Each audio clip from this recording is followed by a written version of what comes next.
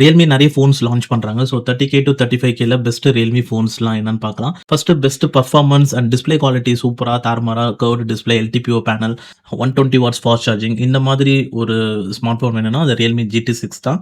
So அதில பெஸ்ட்டா வந்து கிடைக்கும். பட் அதிலேயும் சில ட்ராபேக்ஸும் வந்து பார்த்தீங்கன்னா இருக்கு. அது உங்களுக்கு ஸ்க்ரீன்ல தெரியும். அதுக்கப்புறம் Realme GT70 இதுலயும் வந்து பெஸ்ட் பெர்ஃபார்மன்ஸ் அண்ட் நல்ல டிஸ்ப்ளே குவாலிட்டி இருக்கு. பட் Realme GT6 மாரி GT70ல LTPO பேனல் கிடையாது. பட் ஆனா 2மே டால்பி விஷன் தான். 7000 mAh ஆஃப் பேட்டரி வரும். 120 வாட்ஸ் ஃபாஸ்ட் சார்ஜிங் இருக்கு. இதுலயும் சில டிராபேக்ஸ் இருக்கு. Realmeல ஒரு நல்ல கேமரா சென்ட்ரிக் ஸ்மார்ட் ஃபோனா எதிர்பார்க்குறீங்கன்னா, அது Realme 14 Pro Plus 5G தான்.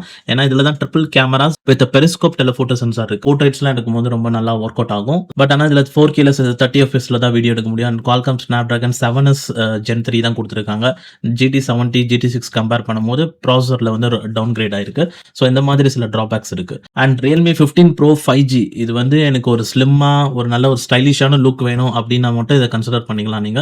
ப்ராசஸர் GT6, GT70 மாரி ஹை எண்டும் கிடையாது. கேமராவும் வந்து உங்களுக்கு 14 Pro Plus 5G மாரி ஒரு கேமரா சென்ட்ரிக் ஃபோனுன்னு சொல்ல முடியாது. அண்ட் இதுல ஸ்டீரியோ ஸ்பீக்கர்ஸ் தான் இருக்கு. மத்த 3 ஃபோன்ஸ் மாரி. பட் இதுல டால்பி அட்மாஸ் கிடையாது. அண்ட் இதோட டிராபேக்ஸும் வந்து உங்களுக்கு ஸ்க்ரீன்ல தெரியும். ஸோ இந்த 4 ஃபோன்ஸ்ல நீங்க எத யூஸ் பண்ண போறீங்க? ஸோ கமெண்ட் செக்ஷன்ல சொல்லுங்க.